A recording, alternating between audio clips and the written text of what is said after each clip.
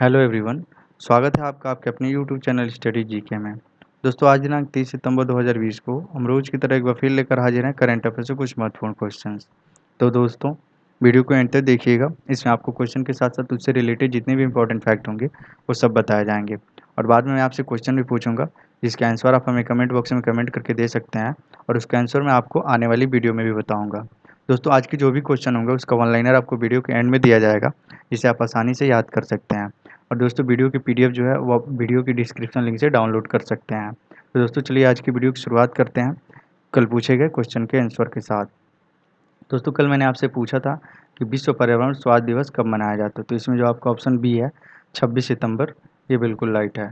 दोस्तों विश्व पर्यावरण स्वास्थ्य दिवस के अलावा 26 सितंबर को कुछ और दिवस भी मनाए जाते हैं, जिसमें पहला है राष्ट्रीय परिवार दिवस और दूसरा है परमाणु हथियारों के पूर्ण उन्मूलन के लिए अंतर्राष्ट्रीय दिवस। इसको इंग्लिश में कहते हैं international day for the total elimination of nuclear weapon. तो दोस्तों इन तीनों दिवसों को याद रखिएगा, आपके एग्जाम में पूछे जा सकते हैं।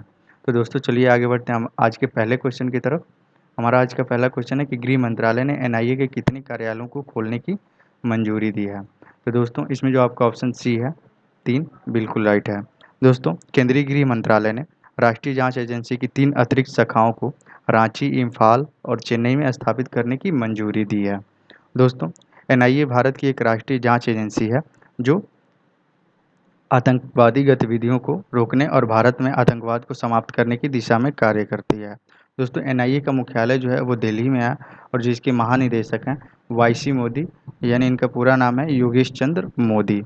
दोस्तों एनआईए की जो वर्तमान में जो 9 शाखाएं हैं उनमें ये शाखाएं मुंबई, जम्मू कश्मीर, कोलकाता, हैदराबाद, कोच्चि, लखनऊ, रायपुर और चंडीगढ़ में है। दोस्तों अब और 3 को मंजूरी दे दी गई है, तो इसकी पूरी जांच एजेंसी जो होगी और उसका कार्यालय वो 12 हो गया है। दोस्तों इस एजेंसी को आतंकवादी गतिविधियों को की जांच में विशेषज्ञता हासिल है। दोस्तों नई शाखाओं से इन राज्यों में आतंकरोधी मोर्चे पर प्रभावी तरीके से काम करने में मदद मिलेगी। दोस्तों इसका गठन जो है 2009 में मुंबई पर हुए हमलों के बाद किया गया था। दोस्तों इसको हिंदी में राष्ट्रीय अन्वेषण अभिकरण या राष्ट्रीय जांच एजेंसी भी कहते हैं। दोस्तों हमारे जो गृह मंत्री हैं उनका नाम है श्री अमित शाह। तो दोस्तों चलिए आगे बढ़ते हैं अपने अगले क्वेश्चन की तरफ। हमारा अगला क्वेश्चन है कि रक्षा खरीद नीति 2020 डीएपी की मंजूरी किसने दी है। तो दोस्तों इसमें जो आपका ऑप्शन है बी राजनाथ सिंह, ये बिल्कुल राइट है। दोस्तों राजनाथ सिंह जी हमारे रक्षा मंत्री हैं, इसलिए इनकी मंजूरी डीएपी को मिली है। दोस्तों डीएपी का जो फुल फॉर्म है वो द डिफेंस एक्विजिशन प्रोसीजर है। दोस्तों इस नीति के अंतर्गत जो है वो भारत को हथियारों को खरीदने की जो है वो पुरानी प्रक्रिया है उससे आज़ादी मिली है। दोस्तों रक्षा मंत्री राजनाथ सिंह की अध्यक्षता में हुई रक्षा अधिग्रहण परिषद की बैठक में कई अहम रक्षा सौदों की मंजूरी दी गई है, जिसमें अग्रिम मोर्चे पर तैनात जवानों के लिए 72,000 सिक्स सॉवर असॉल्ट राइफलों की भी खरीद शामिल है। दोस्तों ये राइफलें जो है अमेरिका से खरीदी जाएंगी और दोस्तों इसकी इसके लिए कुल जो धनराशि मंजूर की गई है वो 2,290 करोड़ रुपए है।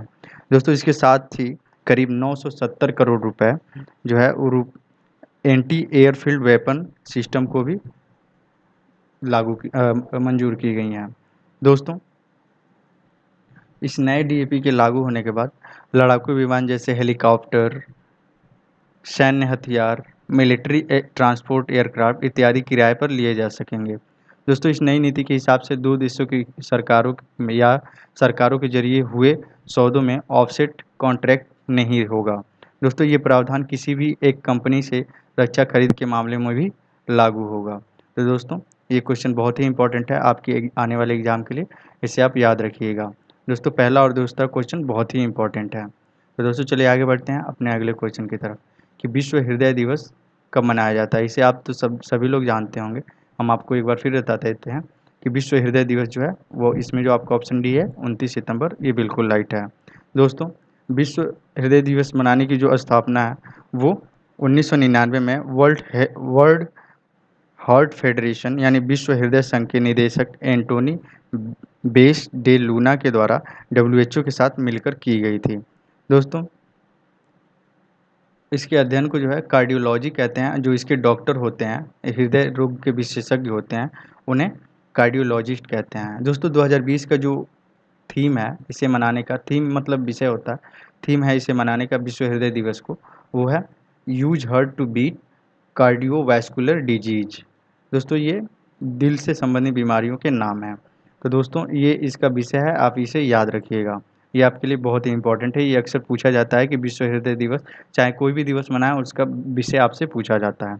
दोस्तों विश्व हृदय दिवस का जो उद्देश्य है वो लोगों में हृदय के रोगों के प्रति जागरूक करना है। तो दोस्तों चलिए आगे बढ़ते हैं अपने अगले क्वेश्चन की तरफ। दोस्तों हमारा अगला क्वेश्चन है कि डेनमार्क के प्रधानमंत्री कौन हैं? तो इसमें जो आपका ऑप्शन बी है, मेट फ्रेडरिक्सन, ये बिल्कुल राइट है। दोस्तों ये इसलिए चर्चा में है कि हाल ही में इन्होंने हमारे देश के प्रधानमंत्री श्री मोदी के साथ द्विपक्षीय वार्ता की है वर्चुअली। और दोस्तों डेनमार्क के बारे में कुछ बातें जान लेते हैं। दोस्तों डेनमार्क की जो राजधानी है वो कोपेनहेगन है और यह एक उत्तर यूरोपीय का एक देश है। दोस्तों यहाँ की जो महारानी है उनका नाम है मार्गरेट द्वितीय। जैसा कि मैंने आपको यहाँ मेंशन किया ऑप्शन में, आप इसे टिक ना कीजिएगा, आपका ऑप्शन ये सही है। तो दोस्तों यहाँ की जो महारानी है वो मार्गरेट द्वितीय हैं। दोस्तों यहाँ की जो मुद्रा है वो डैनिश क्रोन है। तो चलिए आगे बढ़ते हैं अपने अगले क्वेश्चन की तरफ। हमारा अगला क्वेश्चन है कि हाल ही में किस अंतर्राष्ट्रीय संस्था ने भारत में अपना काम बंद कर दिया है? तो दोस्तों इसमें जो आपका ऑप्शन है ए एमनेस्टी, ये बिल्कुल राइट है। दोस्तों ये मानवाधिकार के क्षेत्र में काम करने वाली एक संस्था है जिसकी जो स्थापना जो है वो Peter Benson, Eric Baker, Louis Kutner के द्वारा की गई थी। दोस्तों इसका जो मुख्यालय है दोस्तों लंदन में है। तो दोस्तों इसके जो सेक्रेटरी जनरल हैं उनका नाम है कुमिन नायडू। दोस्तों इस नाम को भी याद रखिएगा कि इसके सेक्रेटरी जनरल जो है, एमनेस्टी के सेक्रेटरी जनरल जो है वो कुमी नायडू हैं। दोस्तों ये चर्चा में इसलिए है कि इसने हाल ही में भारत सरकार पर आरोप लगाया है कि भारत सरकार शुरुआती साल से उनके कार्यों में दखल दे रही है और जो है इन्होंने इसके सारे अकाउंट जो फ्रीज कर दिए हैं। दोस्तों इसके पहले 2017 में भी ईडी ने इसके अकाउंट को फ्रीज किया था। दोस्तों अकाउंट फ्रीज करना मतलब अकाउंट को सीज कर देना, यानी किसी काम के लायक किसी उससे ट्रांजेक्शन, आप कोई भी ट्रांजेक्शन नहीं कर सकते। दोस्तों इस बात पर एमनेस्टी के जो दावे किए जा रहे हैं कि भारत सरकार इसके मामले में दखल दे रही है, तो उस पे भारत सरकार का ये कहना है कि जो एमनेस्टी है इसने एफसीआरए यानी फॉरेन कंट्रीब्यूशन एक्ट का 2010 का उल्लंघन किया है। तो दोस्तों इस बात को याद रखिएगा कि इसकी स्थापना जनवरी 1961 में और मुख्यालय लंदन यूनाइटेड किंगडम में है। और जैसा कि मैंने आपको बता चुका है कि इसके संस्थापक कौन हैं। तो चलिए आगे बढ़ते हैं अपने अगले क्वेश्चन की तरफ। हमारा अगला क्वेश्चन है कि यूएन इंट्राजेंसी टास्क फोर्स अवार्ड किस राज्य को मिला है? तो इसमें जो आपका ऑप्शन है ए केरल, ये बिल्कुल राइट है। दोस्तों ये पुरस्कार जो है स्वास्थ्य क्षेत्रों में उत्कृष्ट कार्यों के लिए यूएन के द्वारा दिया जाता है।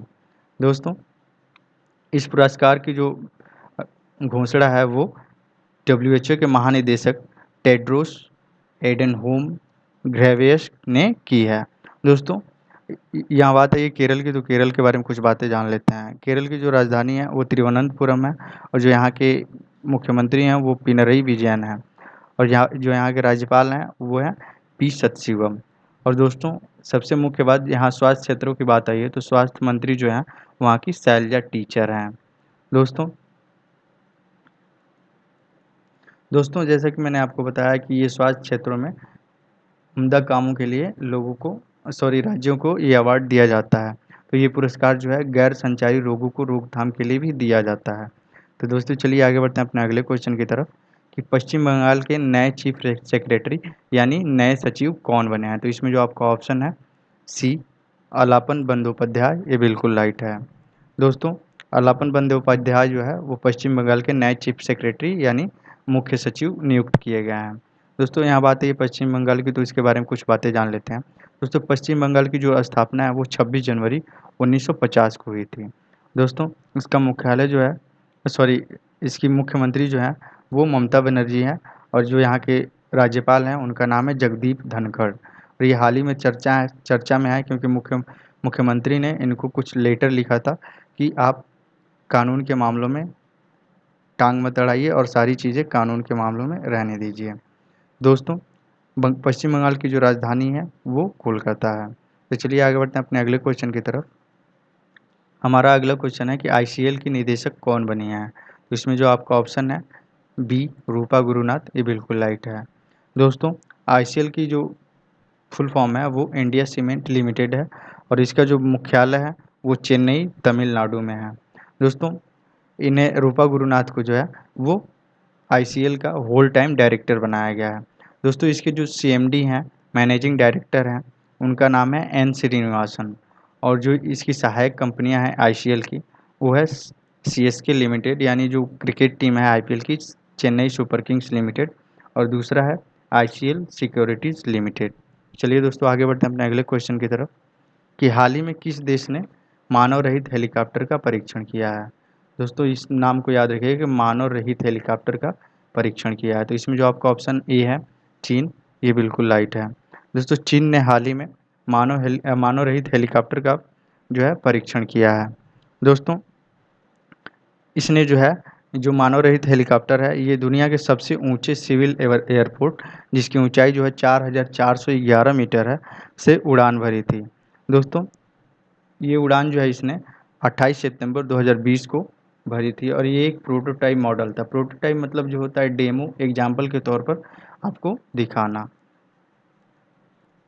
दोस्तों इस हेलीकॉप्टर को चीन की जो है aviation industry corporation of China ने बनाया है। दोस्तों यहाँ बात आई है चीन की, तो चीन के बारे में कुछ बातें जान लेते हैं। दोस्तों चीन की जो राजधानी है वो बीजिंग है और जो यहाँ के प्रेसिडेंट हैं, राष्ट्रपति हैं, वो शी जिनपिंग हैं और जो इसके पीएम हैं, प्राइम मिनिस्टर, उनका नाम है ली कॉची योंग और यहाँ की मुद्रा जो है वो रेन मिन बी है और इसे युआन भी कहते हैं। तो दोस्तों चलिए आगे बढ़ते हैं अपने अगले क्वेश्चन की तरफ। हमारा अगला क्वेश्चन है हाल ही में असम की एकमात्र मुस्लिम महिला, ये याद रखिएगा, एकमात्र मुस्लिम महिला मुख्यमंत्री का निधन हुआ है, उनका नाम क्या था। तो इसमें जो आपका ऑप्शन डी है सैयदा अनवरा तैमूर, ये बिल्कुल राइट है। दोस्तों इस नाम को याद रखिएगा क्योंकि ये एकमात्र असम की मुस्लिम महिला मुख्यमंत्री थी। दोस्तों असम की जो राजधानी है वो दिसपुर है और इसके जो मुख्यमंत्री हैं वो सर्बानंद सोनोवाल हैं। अब कुछ बातें कर लेते हैं हम सैयदा अनवरा तैमूर के बारे में।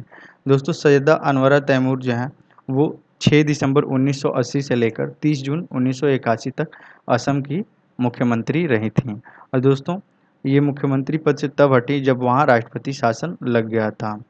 दोस्तों ये असम की एकमात्र मुस्लिम महिला मुख्यमंत्री हैं। असम के बारे में एक और बात बता दूं, असम के जो राज्यपाल हैं उनका नाम है जगदीश मुखी।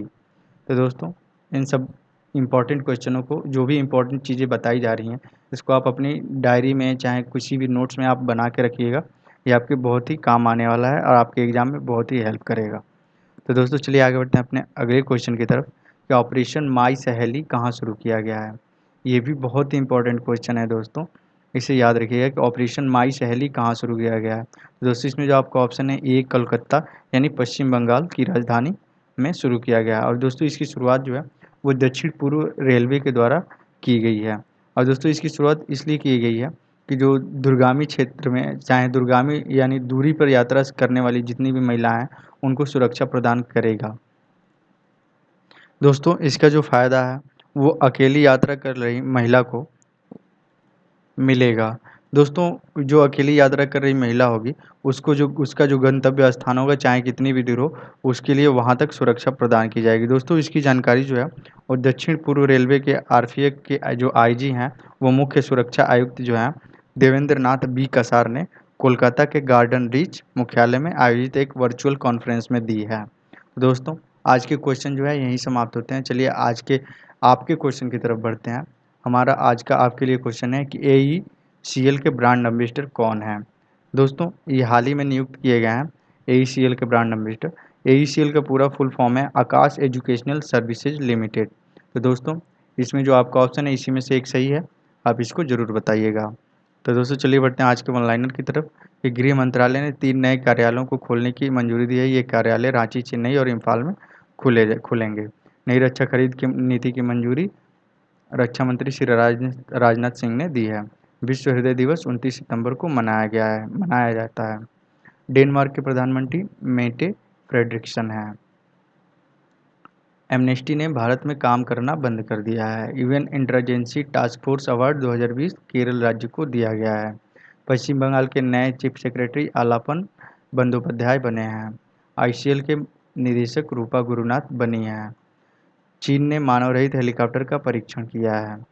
असम की एकमात्र मुस्लिम महिला मुख्यमंत्री का नाम सैयदा अनवरा तैमूर था, जिनकी हाल ही में डेथ हो गई है। ऑपरेशन माई सहेली कोलकाता में दक्षिण पूर्व रेलवे के द्वारा शुरू किया गया है। तो दोस्तों, चलिए आज के विचार की तरफ बढ़ते हैं कि मिले ना मिले ये तो किस्मत की बात है, और हम कोशिश भी ना करें ये तो गलत बात है। दोस्तों, आप इसका मतलब तो आसानी से समझ गए होंगे कि आपको किसी भी चीज़ को पाने के लिए कोशिश करनी चाहिए और उसका फल आपको छोड़ देना चाहिए कि उसको मिले या ना मिले क्या बात होगी। उसकी बात ही अलग है कि कर्म कीजिए और फल की चिंता ना कीजिए। फल तो आपको आपके कर्मों के अनुसार ही मिलेगा। आप जितना पढ़ेंगे, जितना अच्छे से समझ पाएंगे, जितना अच्छे से कंज्यूम करेंगे, जो भी मैंने आपको बताया उसको इम्पोर्टेंट आप मानकर आप नोट करेंगे, तो आपके लिए ही इम्पोर्टेंट होगा और आपके ही काम आएगा। आपको जॉब मिलेगी तो हमें खुशी होगी और आपके परिवार को भी बहुत अधिक खुशी होगी। तो दोस्तों, इसी के साथ आज की वीडियो यहीं समाप्त होती है।